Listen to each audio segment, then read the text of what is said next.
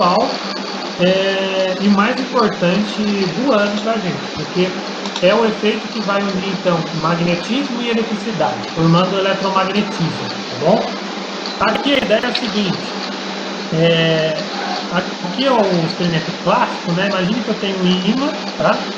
E eu tenho uma espira aqui, e aí aqui eu só tenho, sei lá, um voltímetro, por exemplo, não tenho um multímetro que eu quero medir a tensão aqui nessa espira, tá?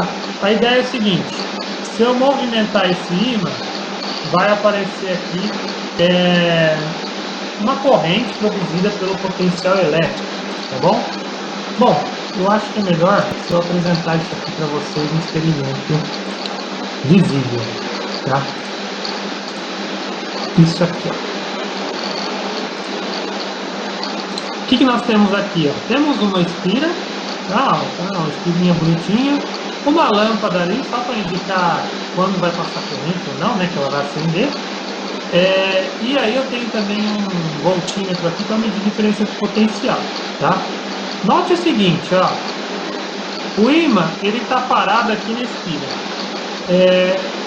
Se ele estiver parado, ele tem um campo magnético, né, devido ao ímã, né? Se ele estiver parado, não aparece nada no voltímetro. A lâmpada não acende, o voltímetro não vai indicar diferença de potencial, tá? Mas o que a experiência mostra, isso aqui foi o Faraday, né, que ele mostrou, é que se eu mover esse ímã para frente, apareceu. Se eu mover ele para trás, acendeu. Ou seja, o movimento do ímã causa uma corrente que vai acender a lâmpada e uma diferença de potencial, tá? Agora você vê uma coisa, ó. Se eu aproximar, vou fazer de novo o experimento, ó. Se eu aproximar o ímã, repara no voltímetro, ó. Aproximei o ímã. Você viu que ele foi para o lado negativo, ó. A voltagem foi para negativo, ó. Aproximei o ímã, foi para negativo. Agora eu vou afastar o ímã, foi para positivo. Ou seja, o que dá para aparentar é que se eu mover o ímã para frente, eu vou ter uma voltagem negativa. E se eu mover o ímã para trás, eu vou ter uma voltagem positiva. Então isso a gente tira do experimento. Agora outra coisa, a velocidade, ó.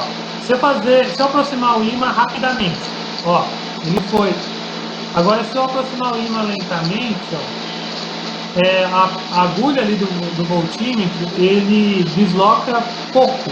Agora se eu fizer isso rápido, ó, você vê que ele vai deslocar mais.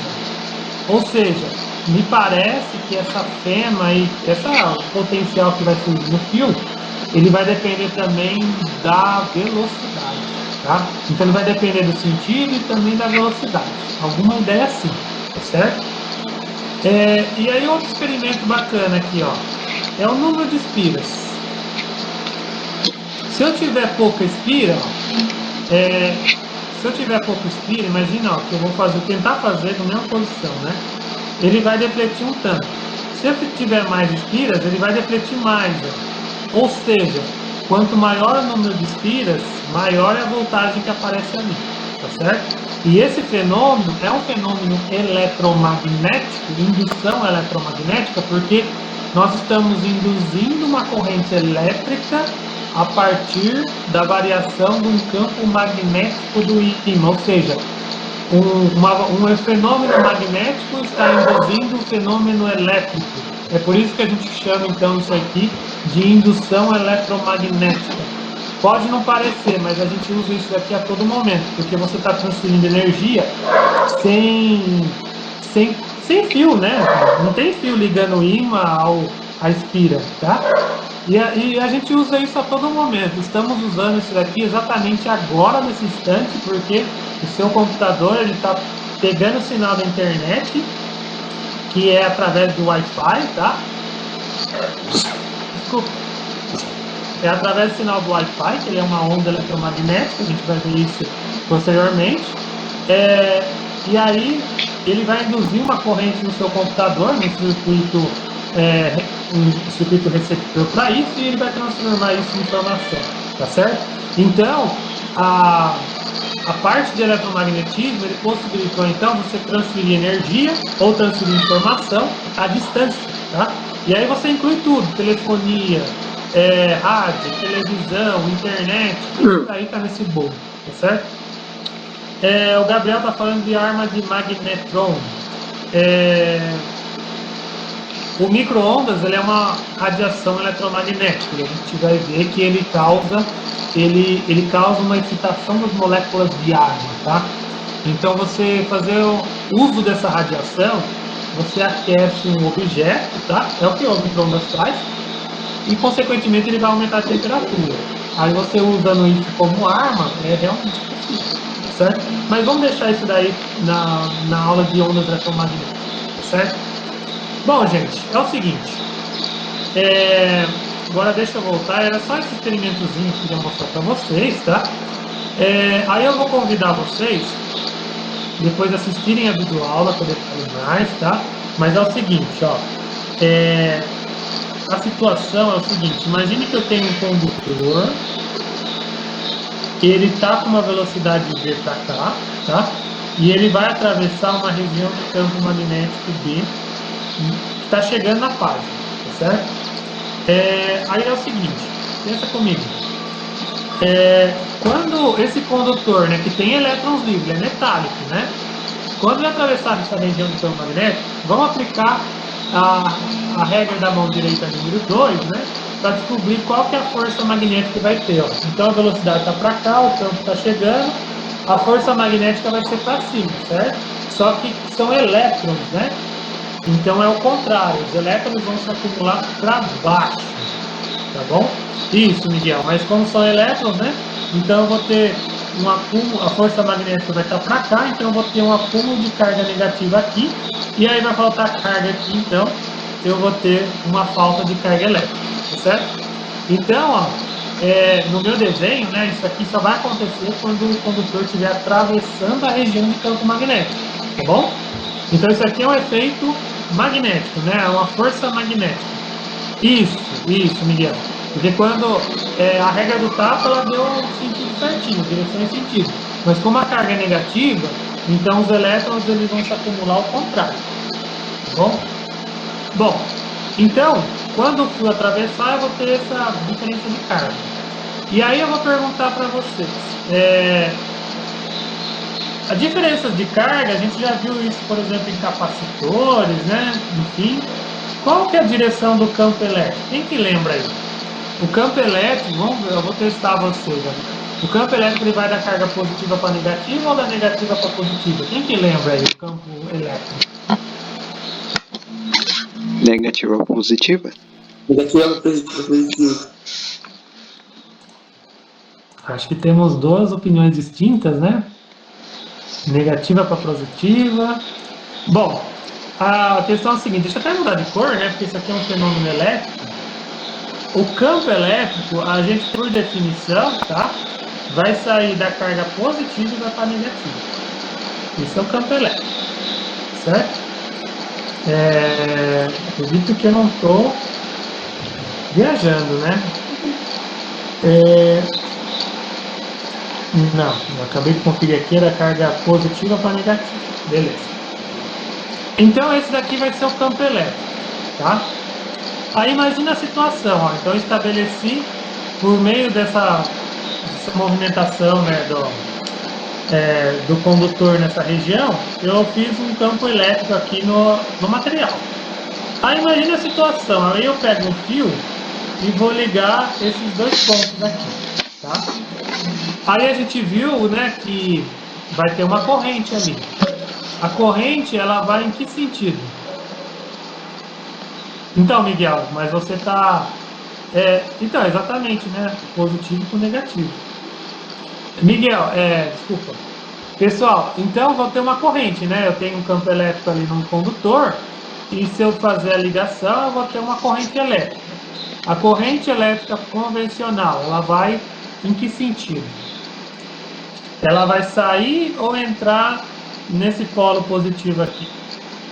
A corrente elétrica que a gente tinha estudado. Ela vai chegar ou sair do polo positivo? O que vocês acham? Isso a gente viu. Na corrente convencional, ela sai do polo positivo e vai para o negativo, certo? Exatamente. Então, o sentido da corrente aqui vai ser esse aqui, tá? E como a gente viu, né? A corrente, ela vai estar... é a lei de Ohm, né? aqui você vai ter uma diferença de potencial dividido pela resistência do fio, tá? Só que esta corrente aqui, ela está sendo induzida, né, através da força magnética do ímã, tá bom? O ponto onde eu quero chegar, tá? Depois vocês veem com mais calma lá na videoaula, é que assim, a FEM, por que eu vou falar de FEM aqui e não de diferença de potencial? Essa DDP, ela é produzida, né, por uma diferença de cargas, ela tem toda uma propriedade, que ela tem um divergente do campo elétrico, ela vai produzir superfície potencial, enfim, eu não vou tratar muitos detalhes aqui, porque envolve uma matemática mais complexa. Mas o que eu quero chamar para vocês é o seguinte, esse U aí, essa diferença de potencial, ela não é feita naturalmente. A força magnética, né, ela forçosamente, ela faz a carga acumular em cada parte, né? Vou ter um acúmulo de carga negativa aqui e falta aqui. Quando eu tenho essa questão de forçosamente eu fazer essa diferença de carga, eu tenho uma força eletromotriz. É isso que a bateria faz, né? Vocês lembram lá na aula do gerador? O gerador, por meio de reação química, enfim, ele vai forçar o acúmulo de cargas em um polo. Aqui também, eu estou forçando o acúmulo de cargas devido à força magnética. É por isso que eu não vou falar de DDP, eu vou falar de força eletromotriz. E essa força é uma força induzida, tá? Então é o seguinte, ela vai depender de menos do campo, né? O comprimento do fio e a velocidade, tá certo? Eu não vou demonstrar aqui, só para a gente não se alongar muito, tá? Mas esse é um ponto importante. Ou seja, se eu fizer então um fio percorrendo uma região de campo magnético, eu vou induzir então uma fêmea. E aí, se eu quiser saber então a corrente que vai atravessar uma espira, um fio, né? Eu uso essa fêmea aqui nessa equação que é a lei de Ohm, né? Descubro. Eu vou saber a resistência do fio, eu calculo então a corrente induzida, tá certo? E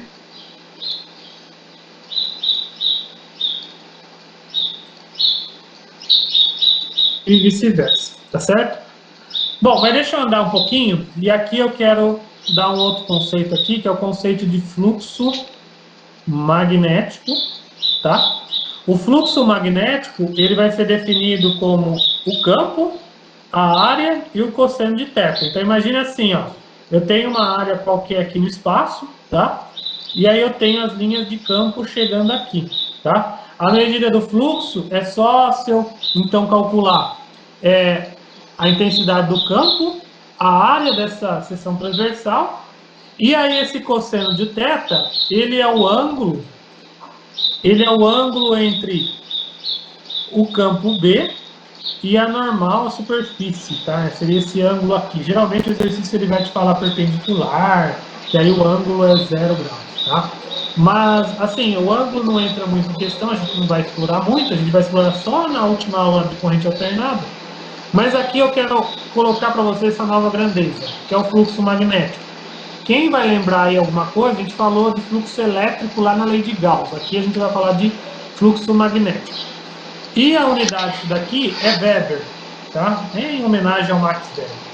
Mas por que é importante, então, essa grandeza de fluxo? Porque agora a gente vai falar da lei de Faraday-Newman. O Faraday, ele foi um experimentalista muito bom, tá? E ele transformou esse experimento aqui que a gente fez, né, de uma espira, um fio atravessando, né, uma região de campo magnético, ele fez uma regra mais geral, tá? É uma regra empírica, porque essa expressão que eu devotei aqui, ó, de força eletromotriz é igual a menos BLV, é um caso muito especial, tá? Mas o caso mais geral é a lei de Faraday. Ela vai falar assim, ó, a fêmea induzida, ela vai ser o módulo, né? O módulo eu estou falando só do vetor, né? Variação do fluxo magnético no tempo, tá? Ou seja, se eu tiver um fluxo magnético variando no tempo, eu vou ter indução, então, de uma fêmea. Detalhe, veja que o fluxo magnético, ele vai depender, então, aqui, ó, da área e do ângulo e do campo. Então, quando eu movo o ímã, eu estou mudando o campo, tá? Eu estou variando o campo. Se eu variar o campo magnético B no tempo, eu vou ter, então, a fêmea. Veja que depende da área. Então, imagina o seguinte caso, né? Eu deixo o ímã parado, só que aquela espira, eu abro e diminuo ela. Então, se eu mudar a área, eu tenho FEM também. E depende do ângulo. Então, assim, ó, se eu pegar a espira, eu manter o ímã parado, mas se eu girar a espira, eu estou mudando o ângulo, então eu também tenho a FEM, tá certo? Essa questão de girar a espira é o que vai produzir corrente alternada, a gente vai ver nas outras aulas, tá? Mas por hora, então, entendam que o que vai induzir a FEM na indução eletromagnética é o campo, a área e o cosseno do ângulo entre esses dois, tá certo? E aí vem um outro ponto muito importante aqui, que é a lei de Lenz. Aí a lei de Lenz é o seguinte, ele só vai falar que essa FEM vai ser o negativo, tá certo? Ele só vai ter um negativo aí, mas ela é muito importante, porque ela vai falar assim, que a FEM induzida na espira, ela vai ser tal que o sentido da corrente vai ser oposto à variação do fluxo, tá? Falando assim, pode ser que eu estou falando no grego, tá? Mas eu vou dar um caso muito... Na verdade, o caso mais comum, que aí vocês vão entender, tá? É o seguinte. Imagine que eu tenho uma espira aqui, tá? E eu tenho um ímã. O ímã, ele tá com o polo norte aqui e o polo sul, tá? Aí eu pergunto a vocês, quem daí lembra o sentido do campo magnético de um ímã? Ele sai ou entra no polo norte? Quem lembra aí? O campo sai ou entra no polo norte do ímã? A direção do campo magnético. Quem que lembra aí? Ele sai do polo norte? Ele sai do polo norte, né? Então, o campo que está chegando aqui na espira, ó, tá desse sentido, o B, porque ele está saindo do polo norte. Ok. Eu vou desenhar aqui os dois casos para vocês entenderem a lei de Lenz, tá? Eu tenho aqui também o polo norte e sul, então eu vou ter o campo saindo aqui, tá? Aí o que eu vou mudar? Agora eu vou mudar então o sentido da velocidade do ímã. Nesse caso aqui, imagine que o ímã está descendo. E nesse caso aqui, o ímã está subindo, tá? Então eu tenho dois casos aqui. Agora vamos entender aqui onde que a gente vai encaixar a lei de Lenz, tá? Pensa comigo. Deixa eu mudar a cor aqui, que tem que ficar colorida, porque são várias coisas envolvidas, tá? Lembra que o fluxo magnético na espira, ele vai depender de B, da área e do cosseno de θ, certo? Aí pensa comigo aqui, ó. O ímã, ele está chegando, nesse primeiro caso, né? Ele está chegando mais perto da espira. O campo magnético está ficando mais intenso ou mais fraco quando ele está se aproximando da espira? O que vocês acham? Mais fraco? Quando o ímã está se aproximando da espira, ele está ficando mais forte, tá? Porque o campo ele depende da distância. Se o ímã estiver mais longe, a força magnética é menor. Então, ó, pensa comigo, ó, o campo magnético aqui ele está aumentando, tá certo? Então, o que a gente viu da lei de Lenz? Que a FEM induzida, ela tem que gerar uma corrente na espira de modo a cancelar, porque ela é negativo, né? A cancelar o aumento do fluxo. Então pensa comigo, ó, se o campo ele está para baixo e ele está aumentando de valor, aí pensa comigo, ó, então aqui na espira eu tenho que gerar um campo contrário, tá? E esse campo aqui agora é do fio, tá? Então, tentem ver se vocês entenderam. Por que o campo magnético da espira, da corrente da espira, ele tem que ser para cima? Porque ele vai se opor ao aumento do campo. Se esse campo do ímã em roxo, ele está aumentando, então, o fio ali, a corrente na espira, ela tem que produzir um campo que evite o aumento do campo magnético do ímã, tá? Então, veja, o verde é o campo magnético da corrente na espira. O roxo é o campo magnético do ímã, tá? E eles são contrários porque o campo em roxo está aumentando, então o campo em verde ele tem que ser contrário para se opor, então, para obedecer a lei de Lenz, tá? Para se opor à variação do fluxo magnético. Ok? Então, o que nós temos aqui? Temos que o campo aqui no centro da espira tem que ser para cima. E aí pensa comigo, se eu aplicar a regra da mão direita número 1, com o polegar com a direção do campo e os dedos fazendo o rotacional do campo, a corrente elétrica aqui na espira, ela vai ser horária ou anti-horária? O que vocês acham? Ó, vou fazer esse aqui, depois no segundo caso vocês fazem comigo, ó. Pensa comigo, ó. Se eu fizer esse sentido, ó, vou convidar vocês a fazer a regra da mão direita, ó. Se eu fizer esse sentido aqui de corrente, aí aplica a regra da mão direita número 1, ó, para espira, né? Coloca seu polegar no sentido da corrente e lá no centro da espira os dedos vão dar o rotacional. Você vê que no centro da espira os seus dedos, né, vão fazer o campo para cima, ou seja, o sentido da corrente induzida aqui, nessa espira, ela vai ser anti-horária, né? Vai ser anti-horária. Ok? Deu para entender mais ou menos a lógica aqui? Vamos tentar fazer o segundo caso, só para ver o que... Professor, como Oi? que é anti-horária? Como assim? É anti-horário. É anti-horária? Porque a espira tá assim, né? Imagina você colocar ela assim, você vai ver que vai ter tá. anti-horário. Tá bom? Ó, vamos pensar aqui no segundo caso, ó. Aqui o campo ele também está para baixo, né? Mas o ímã ele está indo para cima. Então pensa comigo, o campo aqui ele está diminuindo, tá? Se o campo está diminuindo, pela lei de Lens, novamente, né? O fluxo magnético induzido aqui na espira, a FEM, ele tem que produzir uma corrente oposto à variação do fluxo.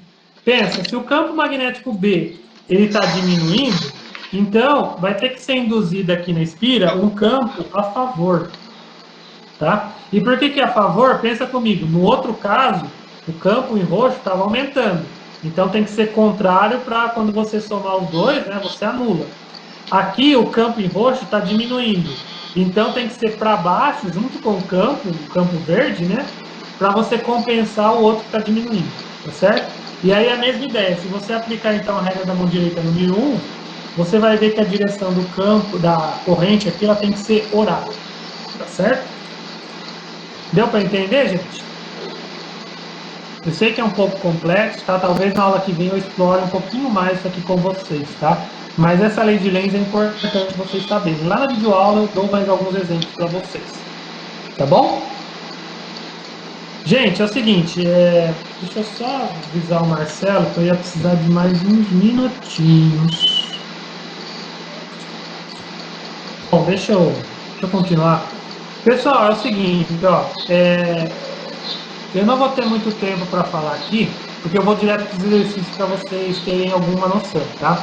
Eu convido vocês a assistirem a videoaula, que é muito importante esse tema, porque lá eu vou falar das 4 leis de Maxwell, que ela vai ditar todos os fenômenos elétricos que a gente viu no primeiro e no segundo bimestre, e todos os fenômenos magnéticos do terceiro bimestre, e vai juntar os dois no eletromagnetismo. E o Maxwell ele junta também óptica no meio, tá? E aí lá eu escrevo mais ou menos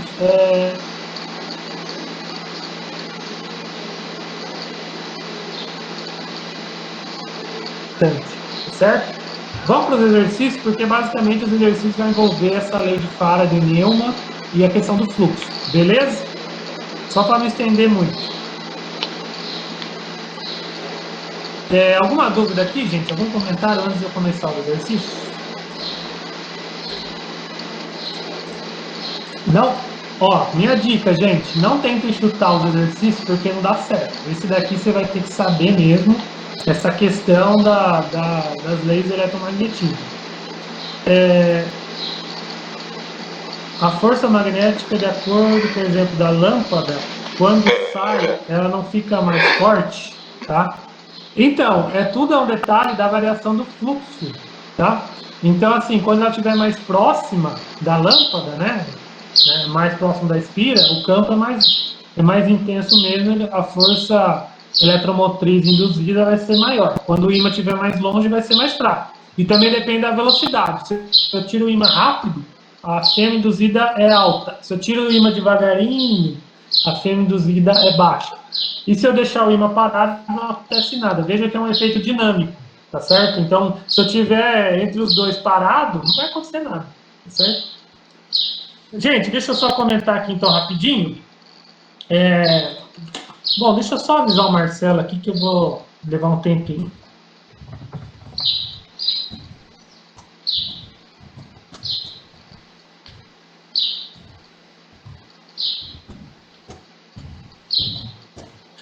Beleza.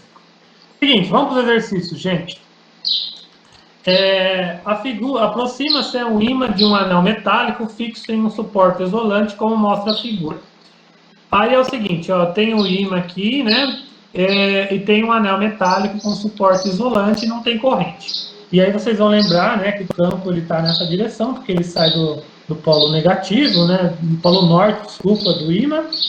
E aí vocês lembram lá que eu falei que a fêmea induzida vai ser alguma coisa assim, tá? Ela vai depender do campo, vai depender aí do comprimento do fio e da velocidade.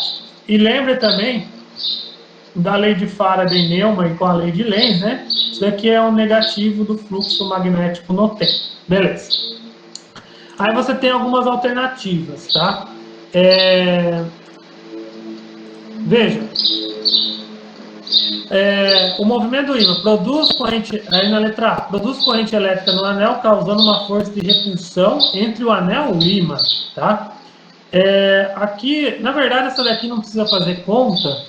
Eu acho que eu vou pular essa porque vocês têm que só pensar, tá? Essa daqui eu acho que eu vou só ajudar vocês, né, que tem que fazer conta. Então essa daqui, eu deixo para vocês pensarem um pouquinho, tá? Basicamente vai envolver o que a gente discutiu hoje, tá? É mais teórico. Veja aí que a fêmea induzida vai depender, igual eu falei, se o ímã estiver parado não acontece nada, se ele estiver se movendo acontece alguma coisa, tá bom? Então esse daqui eu deixo para vocês. Vamos para o próximo. Eu tenho a figura, né? A figura está aqui embaixo, ó. Então eu tenho duas espiras. Uma espira você vê que ela está com uma pilha aqui, né? Ó, um gerador. E a outra está com um galvanômetro que mede corrente, tá? Então, ó, a espira B ela está se aproximando da espira A, beleza? Então qual que é o caso aqui, ó? Eu tenho dois circuitos, cada um contendo uma espira de uma resistência elétrica não nula. Então eu tenho resistência elétrica.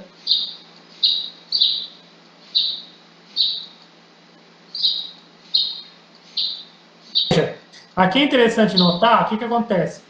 Porque aqui na espira eu vou ter uma corrente, tá? E essa espira, então, se você usar, né, a regra da mão direita, você vai ter um campo aqui, ó. Ou seja, por que é importante circuituar? Ele vai funcionar como se fosse o ímã. No outro exercício a gente tinha o ímã se movendo, né? Aqui a gente tem um campo magnético também, só que é uma espira. É a única diferença. Por isso que é maravilhoso essa parte de eletromagnetismo, porque tanto faz se for um ímã ou se for uma corrente. Os dois produzem campo magnético, então o efeito ali de indução eletromagnética é a mesma, tá? Bom, vai continuando. Aí você aproxima o circuito D com uma velocidade V de módulo constante, né? E vai induzir uma fêmea na espira. E ele é medida pelo galvanômetro da corrente elétrica, tá? Aí ele vai dar aqui 3 alternativas para vocês avaliarem. Eu quero que vocês avaliem, isso aqui também precisa fazer conta, né? Mas quais são corretas? Primeiro, a fêmea vai depender da velocidade relativa, né, entre as espiras. A gente falou na aula de hoje, vocês vão pensar daí, tá? Na número 2, a corrente elétrica induzida em B, ela gera um campo magnético também, tá? Aí também a gente viu nas aulas anteriores, falei hoje aqui sobre essa questão, né? Então dá uma avaliada aí. E a 3, o valor da corrente elétrica induzida depende da resistência elétrica do circuito? Eu também falei hoje sobre isso aqui, tá? Então, essa daqui também, eu não posso dar tanto spoiler, porque acho que eu quero que vocês pensem um pouco, tá? Então, essa e a anterior não precisa fazer conta, é assinalar a verdadeira correta, tá certo? Aí eu gostaria que vocês pensassem um pouco. Minha sugestão, gente, depois de assistir a aula de hoje, assista o vídeo, tá? Que eu gravei, para depois começar a fazer exercício, tá? Porque aqui não adianta, se você tentar chutar, você não vai conseguir, tá? Vamos para o próximo. Aqui é o seguinte, ó, eu tenho um campo magnético cuja intensidade varia com o tempo, né? E ele atravessa uma bobina de N espiras. Então, eu tenho 100 espiras aqui, tá? E aí, o que acontece? A bobina está conectada a uma lâmpada e ela tem uma resistência de 10 ohms nessa lâmpada e dissipa 10 watts, tá? Ele quer saber a variação temporal do fluxo magnético na espira. Ele quer saber isso aqui, só o modo, tá? Ele quer saber somente a variação, isso aqui. É um módulo, então não se preocupa com o sinal de menos. Isso daqui a gente viu que pela lei de Faraday é a força eletromotriz, tá certo? Aí o que acontece? Essa força eletromotriz, ela vai depender da resistência vezes a corrente na lâmpada, tá? Só que a gente não tem esse valor de corrente, só que ele deu a potência dissipada na lâmpada, que é o valor da corrente I ao quadrado. Isso daqui a gente viu no segundo bimestre, tá? Então, o que vocês precisam fazer, ó? Deixa eu mudar a canetinha aqui, e a situação é mais ou menos assim, ó. Você vai ter aqui uma lâmpada, né? Uma lâmpada, e aqui você tem uma bobina, né? E aí você tem um campo magnético B aqui que está variando, tá? Então, essa variação do campo magnético vai induzir uma corrente aqui, tá? Que vai acender a lâmpada. Então, o que você precisa fazer? Ó? Veja que ele deu a potência dissipada e deu a resistência. Então, aqui, ó, você precisa primeiro calcular qual que é o valor, né? Isso aqui é um quadrado, então vai tirar a raiz. Qual que é o valor da corrente, tá? E você tem os valores, né? A potência dissipada é 10, o valor da resistência é 10, você vai descobrir quanto que vale a corrente em amperes. Depois você vai vir para cá e vai descobrir quanto que vale a força eletromotriz em volts, porque você vai ter o valor da resistência e da corrente. E depois você vai vir aqui e vai descobrir qual que é o valor do fluxo no tempo, ó, só que ele fala uma palavrinha especial aqui, ó, através de cada espira. Então você vai ter que pegar a força eletromotriz total e dividir pelo número de espiras. Ok? E aí você vai ter então aqui, ó, qual que é a variação do fluxo em Weber por segundo, tá? Por espira. Tá bom? Então assim, gente, entendam por que eu dividi por N aí, porque ele está pedindo a variação do fluxo em cada espira. Eu tenho 100 espiras, então eu tenho que pegar aquela força eletromotriz e dividir pelo número de espiras, tá certo? Então veja assim, as continhas aqui não são todos complicados. Eu acho que o mais importante aqui é vocês entenderem o conceito mesmo, que ele é um pouco mais elaborado, tá certo? Então essa daqui é tranquilo, né? Depois eu vou passar isso aqui para vocês e aí vocês verificam as continhas de vocês. Vamos para o próximo. O próximo é o seguinte, ó, eu tenho esse gráfico, ele é um gráfico, ó, da variação do fluxo no tempo, tá? Então cuidado aqui que eu estou mudando o fluxo no tempo, tá? Veja aí que de 2 a 4 segundos o fluxo ele varia, o fluxo magnético. De 4 a 8 o fluxo ele não varia no tempo, ele é constante. E de 8 a 12 ele varia no tempo também. Ou seja, quando o fluxo for constante, de 4 a 8 segundos, eu não tenho indução eletromagnética, porque eu só vou ter FEM quando o fluxo variar no tempo, certo? Beleza, agora vamos voltar aqui e entender. É o seguinte, eu tenho um circuito condutor retangular, ele tem um fio, né, de resistência 5 ohms, e através dele, né, aplicou um fluxo magnético φ de acordo com o gráfico. E é o seguinte, na número 1, ó, a força eletromotriz induzida de 2 e 4 vale 50 volts? 2 e 4 aqui, ó. Pensa comigo, ó. A FEM é o que ele está pedindo. Aqui ele só está pedindo modo, tá? Então não importa o negativo do LED lens. É a variação do fluxo no tempo, tá? Então vamos considerar somente de 2 a 4 segundos. Então o que vai acontecer aqui, ó? O fluxo final é esse aqui, ó. Esse aqui é o final. E esse daqui é o inicial, certo? Então é o seguinte, ó, o fluxo final, ele vai ser 100 vezes 10 a menos 2, ó, não esqueça... Ah, desculpa, não tenho 10 a menos 2, desculpa. Ele vai ser 100, tá? Porque é esse valor aqui, né? Menos 0. Dividido pelo tempo final, menos o inicial, tá? Fazendo essa continha, você vai achar o valor da FEM nesse período, tá bom? E aí você vê se vai ser 50 volts mesmo, tá certo? E aí você vê se é verdadeiro ou falso. Beleza. Aí no 2 ele está falando assim, ó, entre 2 e 4, a corrente, ela vai ter o mesmo sentido que passa entre 8 e 12 segundos. Ó, então novamente aqui, ó, em 8 e 12 segundos, tá? Ele está falando sentido, tá? Aí aqui vocês vão ter que pensar um pouquinho, ó. Porque pensa, a variação no fluxo no tempo aqui, ó, o fluxo ele está aumentando, né? Porque ele está indo de zero, ele está subindo. Aqui o fluxo está diminuindo, então a variação do fluxo no tempo ela é menor que zero, tá? Isso daqui vai ter um reflexo na força eletromotriz e na corrente também. E aí vocês vão ter que dar uma pensadinha se essa corrente vai ser no mesmo sentido nos dois casos ou vai ser contrária, tá? É isso que ele está perguntando nessa alternativa 2, tá? E aí aqui vocês vão ter que pensar um pouquinho, que envolve lei de Lenz e tal. Beleza. Aí aqui, ó, na 3, entre 4 e 8 segundos, a corrente vale 25 amperes. Então você tem aqui, ó, essa faixa aqui. Deixa eu até mudar de cor para não ficar muito confuso, né? Aqui, ó, de 4 a 8, tá? Ele está falando aqui que a corrente vale 25 amperes. Mas qual que é a variação temporal do fluxo aqui? Tá? Entre 4 e 8, tá? Veja que o fluxo é constante, então pensa um pouquinho aí qual que vai ser a corrente respectiva, tá? E na 4 é o seguinte, ele quer saber que a potência dissipada entre 8 e 12 vale 125 watts, tá?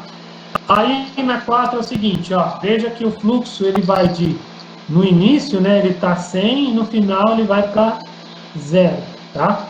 Então aqui, ó, agora eu vou anotar de 8 a 12 segundos. Então, primeiro, calcula a fêmea induzida, tá? Aqui é só o modo, não se preocupa então com o negativo, ó.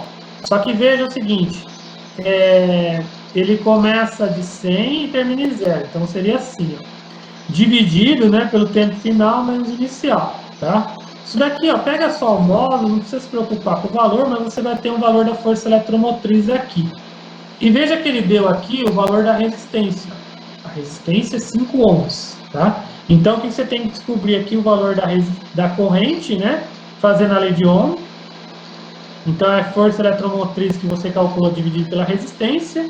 E a potência dissipada vai ser R vezes I ao quadrado, que vai ser o valor em watts. E aí você vê que se deu o 125 que ele está falando aqui, ó. Tá bom? E lembrando que o R vale 5 ohms. Tá? O R que você vai usar aqui. Tá certo?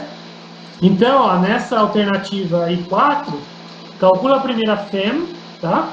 De 0 a 100, de 12 a menos 8. Calculou a FEM, usa a primeira lei de Ohm, divide pelo valor da resistência, né, para encontrar a corrente. Encontrou a corrente, pega ali a potência dissipada, fazendo o produto da resistência vezes a corrente ao quadrado, tá certo? E depois de fazer isso, então, você vê quais são as alternativas corretas, tá certo? Vamos para o próximo aqui, ó. Eu tenho uma espira, ela é retangular, né? Então ela tem lados de 5 e 8 centímetros, tá? Desculpa, isso aqui é 5 centímetros e 8. Ela está imersa numa região, né, que tem um campo que vale 0,4 Tesla. Ele está perpendicular à espira, então o ângulo aqui entre o campo e a normal do plano é 0 graus. Eu quero saber o fluxo de indução magnética. Lembra que o fluxo, ele é o campo, ele é a área e o cosseno de θ. Então, aqui é uma continha simples, né? Isso aqui é 0,4.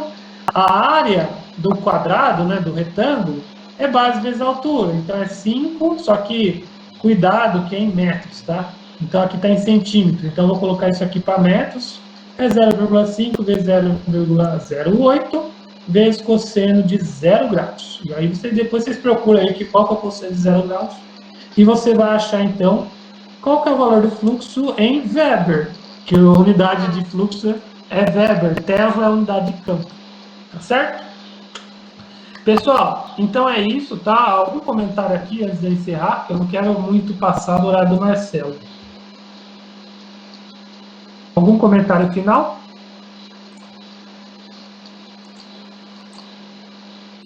Não? Só combinando para vocês, gente. Essa matéria aqui é muito importante, tá? É uma matéria que presencialmente eu sempre preparo várias coisas para vocês fazerem, tá? O que eu recomendo, não adianta chutar. Aqui esses exercícios, vocês viram da aula passada, que se tentar chutar não vai adiantar. Então, o que eu recomendo? Eu vou salvar isso aqui em PDF, eu vou mandar lá no Moodle, tá? Vai ajudar vocês a fazerem exercício, mas antes de fazer exercício, assistam a videoaula. Principalmente porque na videoaula eu vou falar das equações de Maxwell, que são importantíssimas, tá? Um pouco da corrente de deslocamento também, né? Isso aqui a gente vai explorar melhor nas outras aulas. Então assista a videoaula com calma e depois tente fazer o exercício, tá bom? Não adianta você tentar chutar que não vai adiantar. Sim, Brandon, na verdade, assim, na videoaula, eu dou maiores detalhes, eu faço exemplos lá na videoaula também, que acho que fica um pouco mais claro para vocês, e também eu falo das equações de Maxwell, que não deu tempo de eu falar aqui, tá bom? Então assista a videoaula para depois ir ver os exercícios, tá bom? Dúvidas, dúvidas. O Matheus, então, o monitor, ele sempre atende às quartas-feiras, tá? Então, não deixem de procurar o Matheus, ok? Pessoal, então é isso, tá? Acho que são esses recados. Tenham uma boa semana e até a próxima aula. Segunda-feira já começa a matéria nova, tá?